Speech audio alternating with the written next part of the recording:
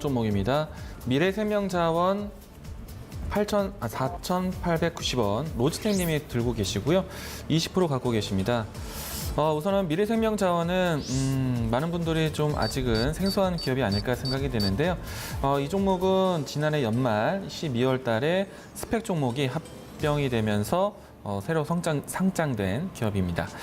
자, 우선은 미래생명자원 우리가 이제 펫 산업이라고 할까요? 애완동물, 그러니까 반려동물에 대한 산업이 굉장히 커지면서 이 기업은 시장에 알려지면서 이제 상장까지 준비된 그런 종목이라 아시면 좋을 것 같은데요.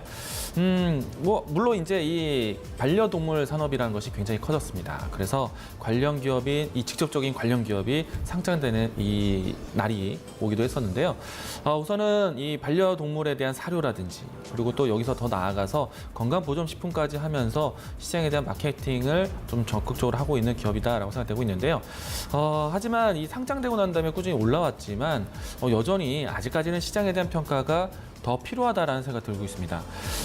우선은 이 상장 초기 때 미래생명자원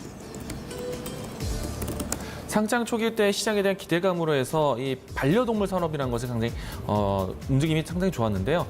그럼에도 불구하고 이 종목을 보는 시선이 아직까지는 이 좀 더 명확한 모멘텀을 확인해야 된다. 실적에 대한 부분들을 좀 확인해야 된다는 시장에 좀 관측이 좀 있다라고 보시면 좋을 것 같고요. 저 역시도 이 주가적인 흐름과 이 주가에 들어오는 거래량 수급 봤을 때는 상당히 매력적으로 보이긴 하지만은 좀 규칙성이 없는 수급으로 인해서 좀 개인 투자자들이 매매하기는 쉬운 종목은 아니다라고 생각되고 있습니다. 그리고 이 종목이 가지고 있는 업종 자체가 반려동물 산업이라는 것에서는 상당히 기대가 되지만은 이 안에 있는 직접적인 종목이 상장된 것은 상당히 이례적이기 때문에 이 종목에 대한 실적 주의를 좀 더 확인해야 되지 않을까. 그러니까 상장 초기이기 때문에 상장에 대한 시장에서의 평가가 좀 더 필요하지 않을까 생각이 되고 있고요. 이 종목 그렇다면은 종목 대응을 한다고 했을 때 아직까지는 시장에 대한 심리를 좀 테스트할 수 있는 차트적인 대응이 필요하지 않을까 생각하고 있습니다. 오늘 중요한 이평선을 좀 막고 있는데요. 60일 이동평균선과 붙어 있기 때문에 상당히 오늘 자리가 지켜줘야지만 투자 심리를 좀 더 키워가지 않을까 생각이 되고 있고요. 만약에 조정에 대한 깊이를 더 본다라면은 4,100원대는 지켜줘야 되지 않을까 생각을 하고 있습니다.